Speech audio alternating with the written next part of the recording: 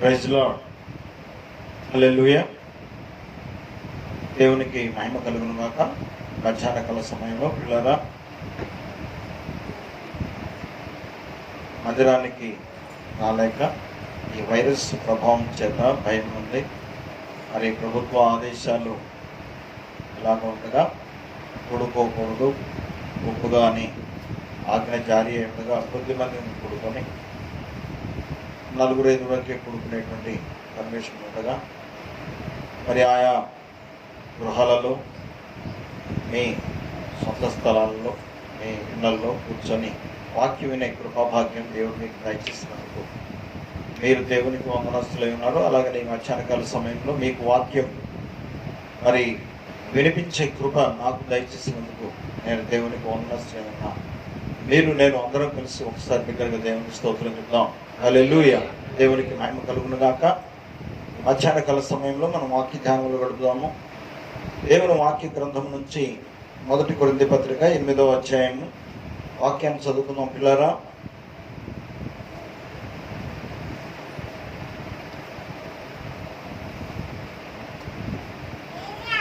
ఆరో వచనము 7వ వచనం చదవండి. ఆకాశమందైనను భూమి మీదనైనను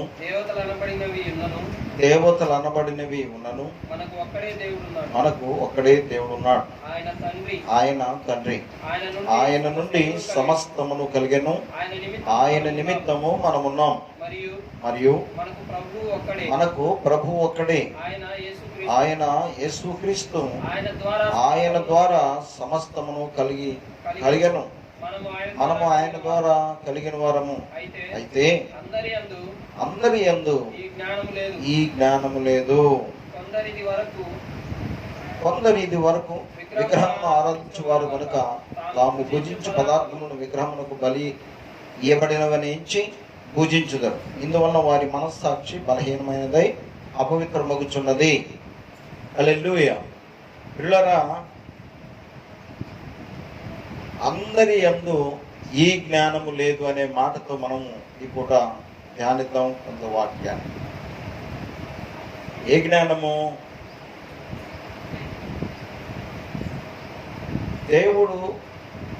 దేవుణ్ణి తెలుసుకునే జ్ఞానం. జ్ఞానము దేవుడు అనుగ్రహించే జ్ఞానమై, దైవ సంబంధమైన జ్ఞానమై ఉండి దేవుణ్ణి అడిగి పొందుకున్న జ్ఞానమైతే అది దైవ సంబంధమై దేవుని యొక్క సహాయము పొందుకొనగలదు.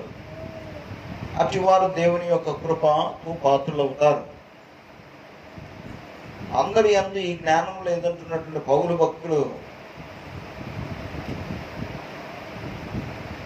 చాలా మంది భ్రమలలో, ఊహలలో మాకెవరో చెప్పారండి, మా పూర్వీకులు చెప్పారండి, మా వంశాచారం అండి అని ఏదొక జ్ఞానముతో ఈ లోకంలో ప్రయాణం చేస్తున్నారు పిల్లలు. అయితే పౌలు గారు దాన్ని స్పష్టం చేస్తున్నాడు. ఏంటంటే మనకు ఒక్కడే దేవుడు ఉన్నాడు. ఆయన తండ్రి. ఆయన నుండి సమస్తమును కలిగిన, అంటే కలిగించిన వాడైన తండ్రి. ఆయన తండ్రిగా ఉన్నాడు. ఆయన ద్వారా పంపబడిన వాడు, మహిమను విడిచి మనిషి అవతారుడిగా ఈ లోకంలో జన్మించినవాడు కుమారుడు. ఆయన నిమిత్తము మనమున్నాం. మరియు మనకు ప్రభు ఒక్కడే, ఆయన క్రీస్తు. ఆయన ద్వారా సమస్తమును కలిగెను. మనము ఆయన ద్వారా కలిగిన వారము. అయితే అందరి యందు ఈ జ్ఞానము లేదు. ఏ జ్ఞానం ఉన్నది? దేవుడు సృజించిన మనుషులు దేవుళ్లను సృష్టించుకునే జ్ఞానంలోకి వచ్చేసారు. దేవుడు ఇచ్చే జ్ఞానము శ్రేష్టమైనదై, సత్య సంబంధమైనదై, దైవత్వాన్ని తెలుసుకునే జ్ఞానం ఉండగా మనుషులకు వారి జ్ఞానముతో వారు ఏర్పరచుకునే దేవతలు, దేవుళ్లను ఆరాధించే జ్ఞానంలోకి వెళ్ళిపోయారంట. అది సృష్టికర్త అయిన దేవునికి అసహ్యకరంగా ఉన్నది. దయచేసి గమనించండి పిల్లలు. మొదటి తిమోతి పత్రికలో పౌలు గారు చెప్తూ ఉన్నాడు, ఇదిగో మనుషులందరికీ ఇలాంటి జ్ఞానం ఉండాలని దేవుడు కోరుకుంటున్నాడు, అది దేవునికి ఇష్టమైనది. మొదటి తిమోతి పత్రిక చదవండి పిల్లరా, 2వ అధ్యాయము 4వ వచనం మనం చదివితే,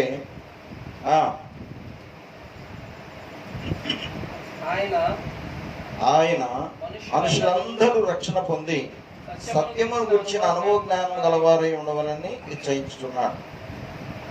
దేవుడొక్కడే, దేవునికి నరులకు మధ్యవర్తి ఒక్కడే, ఆయన క్రీస్తు యేసు నరుడు. ఈయన అందరి కొరకు విమోచన క్రైదముగా తను తానే సమర్పించుకొనెను. ఈయన గూర్చిన సాక్ష్యము యుక్త కాలమునందు ఇవ్వబడును. ఈ సాక్ష్యం అవడానికి నేను ఒక సాక్షిగా ఈ లోకంలో ఉన్నాను. మనుషులందరూ రక్షింపబడి, మనుషులందరూ రక్షించబడాలని, దేవుని బిడ్డలుగా దైవ సంబంధమైన మనుషులుగా మారాలని దేవుడు కోరుకుంటున్నాడంట. ఏమండి, సత్యమును గురించిన అనుభవ జ్ఞానం. చాలా మందికి అనుభవం ఉన్నది, జ్ఞానం ఉన్నది అంటే ఏందయ్యా వాళ్ళకున్న అనుభవాలు ఈ లోకంలో అంటే, ఇక మనందరికి తెలుసుకో, మనం చూస్తున్న నిత్యము మనుషులో ఉన్న జ్ఞానం ఏంటంటే ఎదుటి వాళ్ళని మోసం చేసే జ్ఞానము, తెలివి. అందులో సత్యం ఉండదు. బోధకుల్లో కూడా పిల్లరా ఆ సత్యము లేదు, సత్య సంబంధమైన జ్ఞానము లేదు.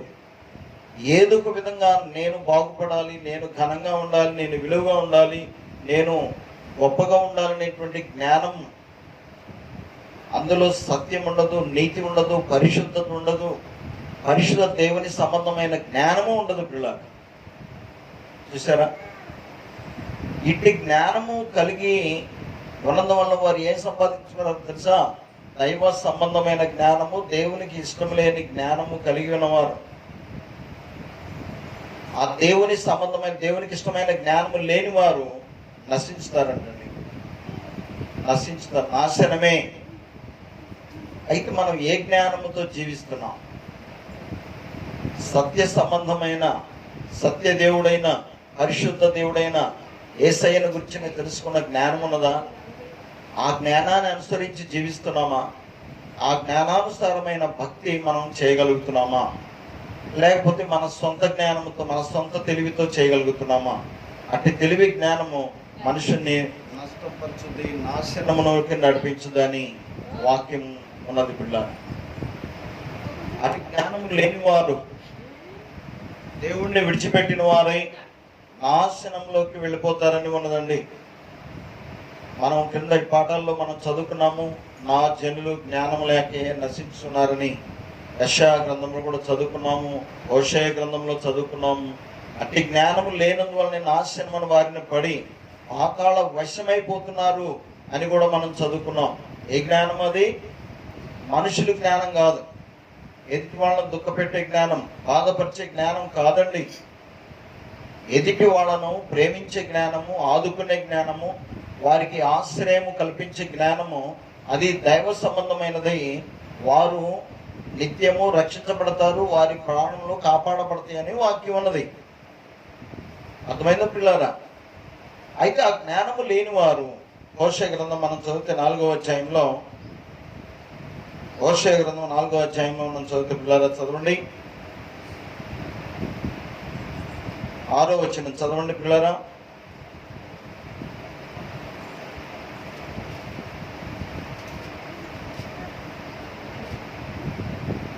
హోషేయ గ్రంథం 4వ అధ్యాయం 6వ వచనం, నా జనులు జ్ఞానము లేని వారై నశించున్నారు. నీవు జ్ఞానమును విసర్జించున్నావు గనుక నాకు యాజకుడుగా కాకుండా నేను నిన్ను విసర్జించుతున్నాను. నీవు దేవుని ధర్మశాస్త్రము మరచివి గనుక నేను నీ కుమారులను మరతును. తమకు కలిగిన కొలది వారు నా ఎడల అధిక పాపము చేసిరి కనుక వారి ఘనతను నీచ స్థితికి మార్చుదును. నా జనుల పాపములను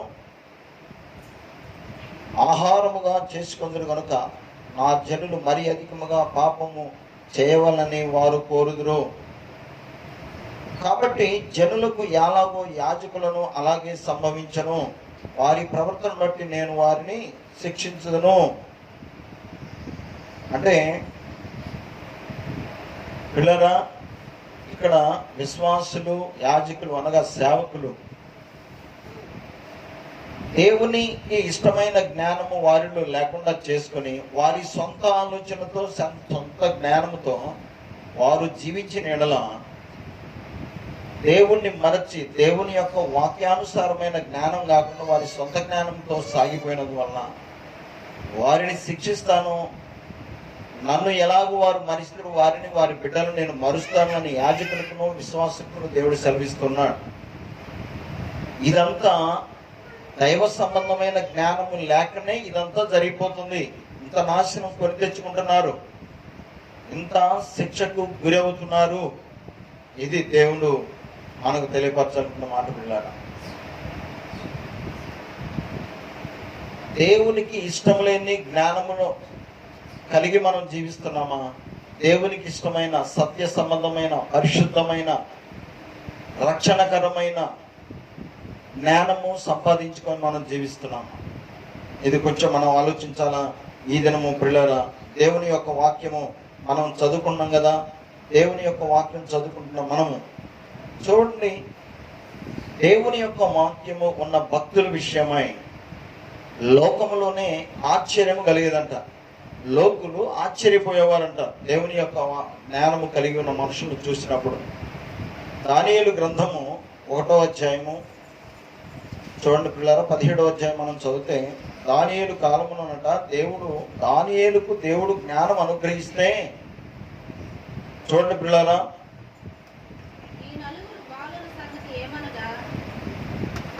1వ అధ్యాయము దానియేలు గ్రంథంలో 17వ వచనం చదువుకుందాం. ఈ నలుగురు బాలుర సంగతి ఏమనగా, దేవుడు వారికి జ్ఞానమును సకల శాస్త్ర ప్రావీణ్యతను వివేచనయు అనుగ్రహించను. మరియు దానియేలు సకల విధములకు దర్శనములను స్వప్న భావములను గ్రహించి తెలియగలవాడై ఉండెను. నెబుకద్నెజరు తన సముఖమునకు వారిని తేవాలని ఆజ్ఞ ఇచ్చి నియమించిన దినములు కాగానే నపుంసకులు అధిపతి రాజు సముఖమున వారిని నిలువబెట్టెను. రాజు వారితో మాట్లాడుచుండగా వారందరిలో దానియేలు, హనన్యా, మిషాయేలు, అజర్యా వంటి వారు ఎవరునూ కనబడలేదు కనుక వారే రాజు సముఖమున నిలిచిరి. రాజు వీరి యొద్ద విచారణ చేయగా జ్ఞాన వివేకములు సంబంధమైన ప్రతి విషయంలోనూ వీరు మన రాజ్యం అంతటి అందుండు శకునవాళ్ళ కంటే గారడి విద్య గలవారందరి కంటేను 10 ఎత్తుల శ్రేష్ఠులని తెలియబడెను. హల్లెలూయా. అంటే దేవుని ఆశీర్వాదము ద్వారా దేవుడు దయచేసిన జ్ఞానము కలిగిన వారు ఎలా ఉంటారంటే, రాజ్యమంతటిలో వారి ఎంత లోక సంబంధమైన జ్ఞానము గలవారైనా వారి మధ్య ఆ ప్రత్యేకత, ఆ గొప్పతనం, ఆ దైవ ప్రసన్నత, దేవుని యొక్క గుణలక్షణములు ఉట్టిపడేటువంటి ఆ వెలుగు, ఆ ప్రసన్నత, స్వప్నములో ఆ దర్శన భావములను తెలియపరిచేటువంటి శక్తి, ఆ తెలివి వివేచన కలిగి ప్రత్యేకంగా కనపడతారన్న పిల్లలు. మరిది ఎలాగా మనకు సంభవిస్తుంది? ఒక సమయంలో సొలొమోన్ గారి విషయమై కూడా ఇది మనం చూడగలం. 1 రాజుల గ్రంథంలో చూడండి, ఆయన జ్ఞానమును చూడటానికంటే చాలా మంది ఆశ్చర్యపడేవాళ్ళంట. 10వ అధ్యాయము 24వ వచనము, 1 రాజుల గ్రంథంలో 10వ అధ్యాయము 24వ వచనం మనం చదివితే, వీళ్ళ చూడండి, అతడి హృదయమునందంట దేవుడు ఉంచిన జ్ఞాన వాక్యములను వినుటకై లోకులందరూ అతన్ని చూడగోరారంట. చూసారండి, ఏర్పాటైన ప్రతి మనిషి ఎండి వస్తువులు కానీ బంగారు వస్తువులు గాని, వస్త్రములు గాని, యుద్ధాయుధములు గాని, గుర్రములు గాని, కంచెరగాడిదలు గాని తన తన వంతు చొప్పున పట్టణములను ఏటేటా తీసుకుని వచ్చుచుండెను. మరియు సొలొమోను రథములను రౌతులను సమకూర్చి ఏమండి, జ్ఞానము నింపబడినప్పుడు, దైవ జ్ఞానము నింపబడినప్పుడు ఆ వ్యక్తి మాట్లాడుతుంటే ఆ జ్ఞాన వచనములను వినాలనంట లోకములో ఉన్న రాజులు సైతం, జనులు ఆశ్చర్యచకితులై, ఎంత గొప్ప జ్ఞానము, ఈ జ్ఞానము ఎంత గొప్పగా ఉన్నది, ఇంతటి మహోన్నతమైన జ్ఞానము, ఇది నిజంగా దేవుడిచ్చిన జ్ఞానమని చూడటానికి వచ్చేవాళ్ళు, బహుమతులు తీసుకుని వచ్చేవాళ్ళు. ఎంత ఆశ్చర్యం అండి, దేవుడిచ్చే జ్ఞానం అంత గొప్పగా ఉంటుంది పిల్ల. ఇంకా దేవుడిచ్చేటువంటి జ్ఞానం అంట మనుషుల ప్రాణములను కాపాడేటువంటిది అంటే దేవుడిచ్చే జ్ఞానం. ప్రసంగి గ్రంథం 7వ అధ్యాయం 12వ వచనం మనం చదవగలిగితే ఈ జ్ఞానం ఎట్లాంటిదంట, దేవుడిచ్చేటువంటి జ్ఞానము. ఇలా ప్రసంగి గ్రంథం 7వ అధ్యాయం మనం చూస్తే జ్ఞానము ఆశ్రయాస్పదము, ద్రవ్యము ఆశ్రయాస్పదము, అయితే జ్ఞానము దాన్ని పొందిన వారి ప్రాణములను రక్షించును.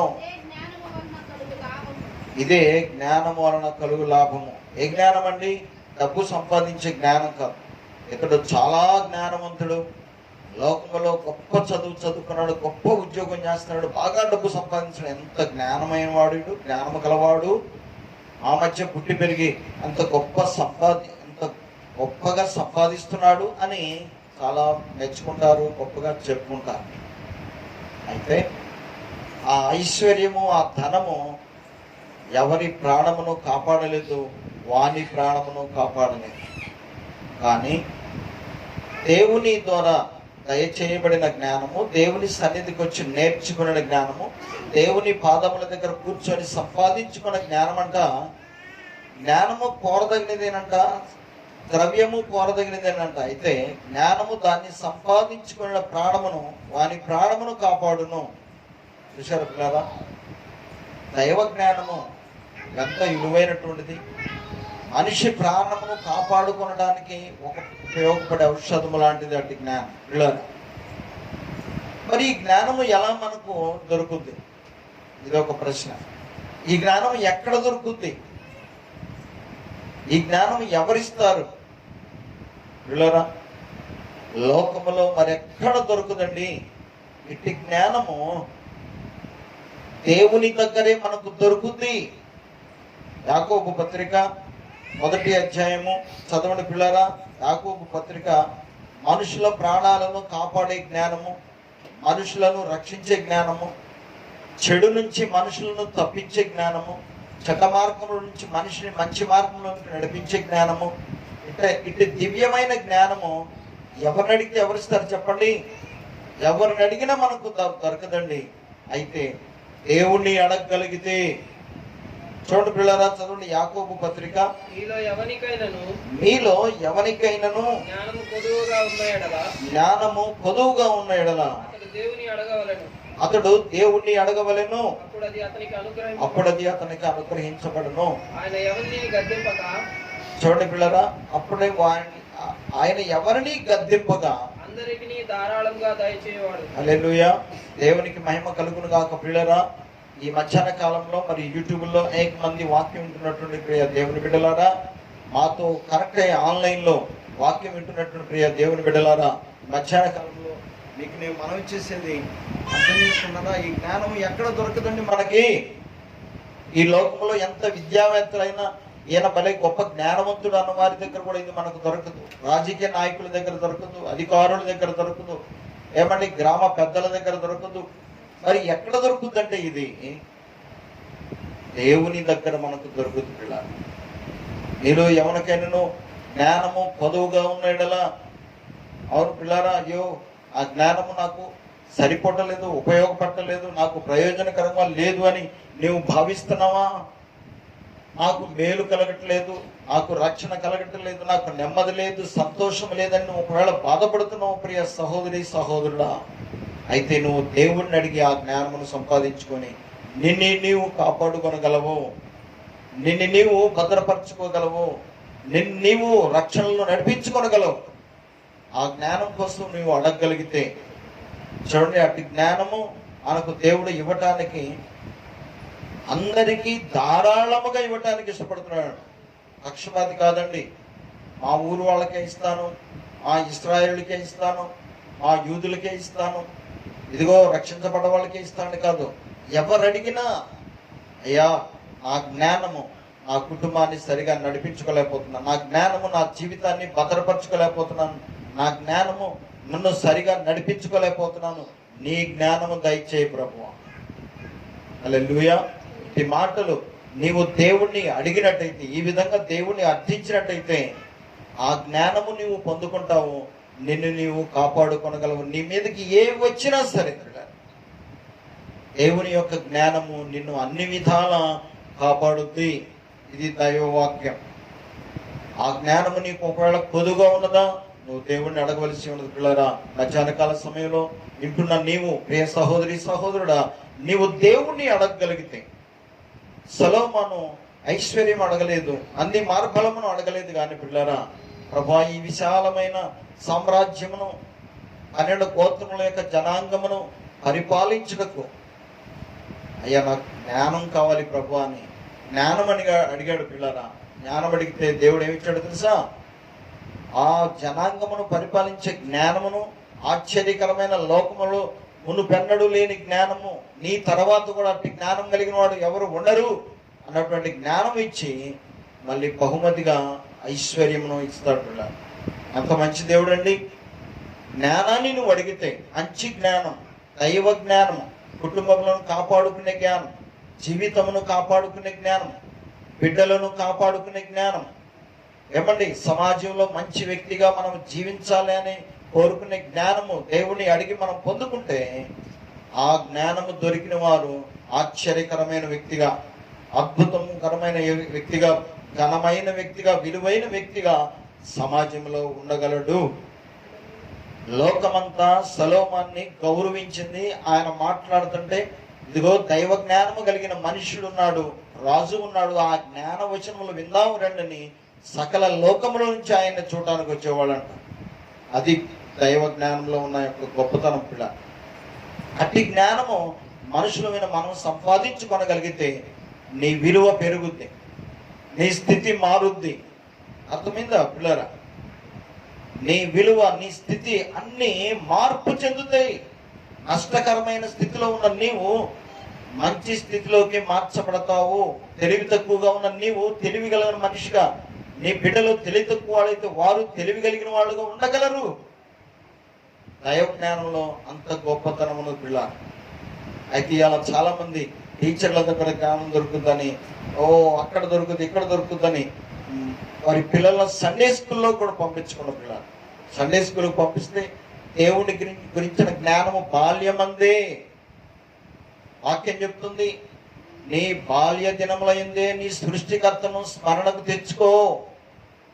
ఈనాడు పెద్దలు తెచ్చుకోలేకపోతున్నారు, పిల్లలకు నేర్పలేకపోతున్నారు. ఆ జ్ఞానము లేనందువల్లనే చిన్న వయసులోనే చెడిపోతున్నారండి. చిన్న వయసులోనే తల్లిదండ్రులను దుఃఖపెట్టే స్థితిలోకి వెళ్ళిపోతున్నారు. చిన్న వయసులోనే ఏమండి జీవితాలు పాడు చేసుకుంటున్నారు పిల్లలు. ఎందుకో తెలుసా? దేవుడిచ్చే జ్ఞానమును సంపాదించుకోనందువల్ల. దేవుడేమో ఇవ్వటానికి సిద్ధంగా ఉన్నాడు. అడుగు ప్రతి వానికి ధారాళముగా ఇవ్వడానికి సిద్ధపడుతున్నాడు. మరి అట్టి జ్ఞానమును సంపాదించుకొని నీ బిడ్డలకు సంపాదించేట్టుగా ఉన్నావా? దయచేసి గమనించండి. టీవీల్లో, సీరియల్లో మనకు అట్టి జ్ఞానం దొరకదు పిల్లలు.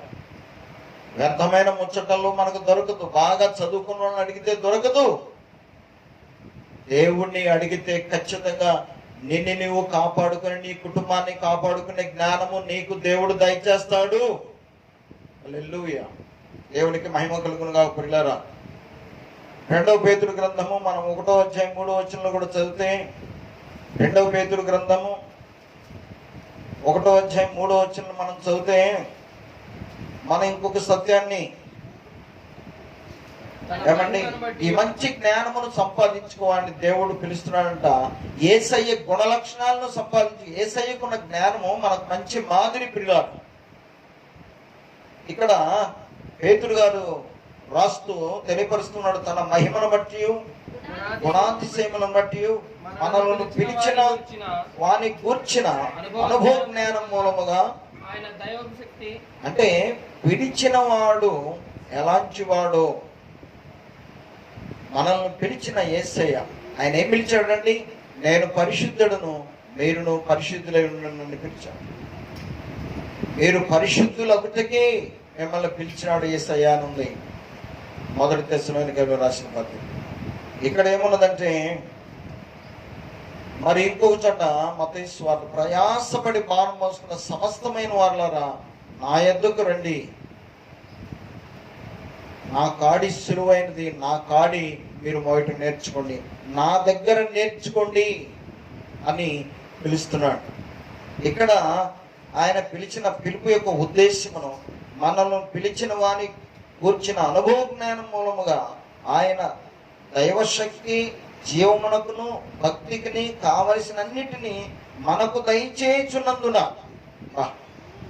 అంటే మనల్ని పిలిచాడు, జ్ఞానాన్ని సంపాదించుకోండి రండని పిలిచి ఆయన మనకేం దయచేస్తాడంట? దైవ భక్తికి జీవమునకును కావలసిన వాటన్నిటిని మనకు దయచేయుచున్నందున దేవుని గూర్చినట్టు, మన ప్రభు అయిన యేసు క్రీస్తుని గూర్చినట్టు అయిన అనుభవ జ్ఞానం వలన మీకు కృపయు సమాధానమును విస్తరించుగాక. హల్లెలూయా. అంటే ఆయన పిలుపు మేరకు ఆయన దగ్గరికి మనం వస్తే పిల్లలు ఇంతకు మనకి ఏం దొరుకుద్ది? కృప దొరుకుద్దంట. తండ్రి అయిన దేవునితో ఆయన ద్వారా సమాధానం దొరుకుద్దంట. చూడండి, కృప సమాధానం మనకు దేవుడు దయచేయనున్నాడు యేసు క్రీస్తు ద్వారా. అదే ఇందాక మనం మొదటి తిమోతి మరి 2వ అధ్యాయము 4వ వచనంలో ఏం చదువుకున్నాం? మధ్యవర్తి యేసు ప్రభు వారు ఆయన పిలుపునందుకొని వచ్చిన వారికి, తండ్రి అయిన దేవునికి మనుషులకు మధ్యవర్తి అయి ఆయన ప్రాణమును పెట్టి కృపా సమాధానం మనకు సంపాదించి పెడతాడంట. ఎంత గొప్ప విషయము! ఎంత అనుభవ జ్ఞానం మనకిస్తాడండి? క్రీస్తుని తెలుసుకున్న అనుభవ జ్ఞానము మనకేం సంపాదించి పెడుతుందంటే, దేవుని యొద్ద నుంచి కృపయు సమాధానం. నిజంగా ఆ రెండు మనకు దొరికితే ఇంకా మనం నరకానికి ఎందుకు వెళ్తామండి? మనం ఎందుకు దుఃఖపడతాం, బాధపడతాం, అనారోగ్యములో మూలిగేది ఎందుకు మూలుగుతాం? కృప సమాధానం మనకు మెండుగా దొరికితే ఇక ఏ కొరత ఉండదండి, ఉండద్దు. ఇలా అర్థం చేసుకోనండి. దేవుని సన్నిధిలో దేవుని వాక్యము మనకు అందుతూ ఉండగా వాక్యాన్ని విని గ్రహించి అట్టి జ్ఞానం గలవారమై క్రీస్తుని సంపాదించుకుంటే చాలు. ఆయనను సంపాదించుకున్న అనుభవ జ్ఞానం నాకు కలిగి ఉంటే చాలు. కృప సమాధానము దేవుడు ధారాళంగా మనకు దయచేస్తాడు. అందుకని పిల్లారా చూడండి, సామెతల గ్రంథం 4వ అధ్యాయంలో మనం చదివితే, సామెతల గ్రంథం 4వ అధ్యాయం, ఇలాగ మనం ఈ మాటను గమనించి మరి జ్ఞానమును సంపాదించుకోవడానికి ఇష్టపడదామా? సామెతల గ్రంథము 4వ అధ్యాయము, నా కుమారుడా నా మాటలు ఆలకించు. ఏమండి, 4వ అధ్యాయము 6వ వచనం కదా నేను చదవమన్నది. 4వ అధ్యాయము 6వ వచనం, జ్ఞానమును విడువకు ఉండిని ఎడల. చూసారు పిల్లరా? అది నిన్ను కాపాడును, దాన్ని ప్రేమించిన ఎడల అది నిన్ను రక్షించును. చూడండి, జ్ఞానమును సంపాదించుకున్నటే జ్ఞానమునకు ముఖ్యాంశము. అంత చక్కటి మాట పిల్లారా. జ్ఞానవంతుడైన సొలొమోను గారి ద్వారా దేవుడు మన కొరకు రాయించిన ఈ మాట శ్రద్ధగా మనం విని, నిజమే ప్రభువా, అట్టి జ్ఞానమును సంపాదించుకోవడానికి నేను ప్రయాసపడతాను. ఆ జ్ఞానము నాకు కావాలి ప్రభువా. మమ్మల్ని రక్షించగలిగిన జ్ఞానం, నాశనము నుంచి మమ్మల్ని తప్పించగలిగిన జ్ఞానం, ఆ ప్రాణమును కాపాడగలిగిన జ్ఞానం, అయ్యా నీ కృపను, నీ సమాధానం మాకు సంపాదించి పెట్టే అట్టి జ్ఞానం మాకు దయచేయండి ప్రభు అని ఈ మధ్యాహ్న కాల సమయంలో మీరు అడగలరా? అడిగితే ఖచ్చితంగా దేవుడు మీకు ఇస్తాడు. మీరు ప్రార్థన చేసినట్టే. ప్రార్థన చేసుకుందామా? ప్రార్థన చేద్దాం. అందరూ తల వంచి మోకరించి ప్రార్థన చేయండి. ప్రభువా, మేము ఏది సంపాదించుకున్నా నీ జ్ఞానములకు సాటి అనేది కాదు. ఎంత సంపాదించినా ఈ లోకంలో, లోకం అంతా సంపాదించుకున్నా నీ జ్ఞానం లేకపోతే మేము వ్యర్థులమే. మా ప్రాణాన్ని మేము కాపాడుకోలేం, మమ్మల్ని మేము క్షేమంగా ఉంచుకోలేం. అయ్యా నీ జ్ఞానము మాకు దయచేయండి. అడగండి పిల్లరా. పరిశుద్ధుడా, ప్రేమ కలిగిన గొప్ప దేవ, నీకు వందనాలు, స్తోత్రాలయ్యా. ఇప్పటిదాకా విన్న వాక్యము మా హృదయాల్లో ముద్రించి ఫలింపచేయము. మాతో కలిసి మరి ఆన్లైన్ ద్వారా, యూట్యూబ్ ద్వారా మరి ఇప్పటిదాకా వాక్యం వింటున్నాం బిడ్డలందరినీ మీరు దర్శించి విన్న వాక్యం వారి ఎడల కార్యం జరుగునట్లుగా అయ్యా ఫలించినట్లుగా సహాయం చేయండి. మీరు మెచ్చుకునే జ్ఞానం, మీరు మాకు ఇవ్వాలనుకున్న జ్ఞానం, మా బ్రతుకులను కాపాడుకునే జ్ఞానం, మా కుటుంబాలను, మా బిడ్డలను సురక్షితంగా అయ్యా క్షేమంగా ఉంచుకునే జ్ఞానం, ఆ ప్రాణములను కాపాడుకునే అయ్యా నీ జ్ఞానము, సత్య సంబంధమైన సజీవమైన జ్ఞానమును ప్రభువా మాకు దయచేయండి. వాక్యం విన్న బిడ్డలందరికీ మీ కృప అనుగ్రహించండి. కృపయు సమాధానము క్రీస్తుని ఎరిగి ఉన్న బిడ్డలందరికీ మీరు దయచేయనున్నారు. ఎందుకంటే క్రీస్తు నామధేయుడు మా కొరకు ప్రాణం పెట్టి అట్టి జ్ఞానంలోకి మమ్మల్ని నడిపించి ఆయన నామములో నిన్ను అడిగిన ప్రతివీ మాకు దొరికినటువంటి కృప అయ్యా మాకు దయచేసి ఉన్నారు. నీకు వందనాలు, స్తోత్రాలు. ప్రార్థన చేస్తున్న ప్రతి బిడ్డకు అట్టి జ్ఞానము దొరికి ఆ జ్ఞానం ద్వారా వారు కాపాడుబడినట్లుగా మీ కృప అనుగ్రహించమని, విన్న ప్రతి బిడ్డకు మేలు కలిగినట్లుగా మీ వాక్యములు వారి హృదయంలో నాటమని, ఆశీర్వదించి దీవించమని యేసయ్య పుణ్యనామం బట్టి అడిగి వేడుకొనుచున్నాము పరమ తండ్రి, ఆమేన్. పరలోక తండ్రి యొక్క ప్రేమ, క్రీస్తు ప్రభువారి యొక్క కృప, పరిశుద్ధాత్మ దేవుని యొక్క అన్యోన్య సహవాసము ఇప్పుడును ఎల్లప్పుడును మన ప్రభు అయిన క్రీస్తు రాకడ వరకు మనందరికీ తోడుగా ఉండి నడిపించును గాక. ఆమేన్. మంచిది. అందరికి వందనాలు పిల్లలారా. ఇప్పటిదాకా దేవుని వాక్యము యూట్యూబ్ ద్వారా మీరు విని ఉన్నందుకు మీకు వందనాలు, స్తోత్రాలు. అలాగే ఆన్లైన్లో మాతో కనెక్ట్ అయ్యి మీరు వాక్యం విన్నారు, మీకు వందనాలు, స్తోత్రాలు. ప్రార్థన చేసుకోండి, ప్రభు మీకు తోడుగా ఉంటాడు. Thank you.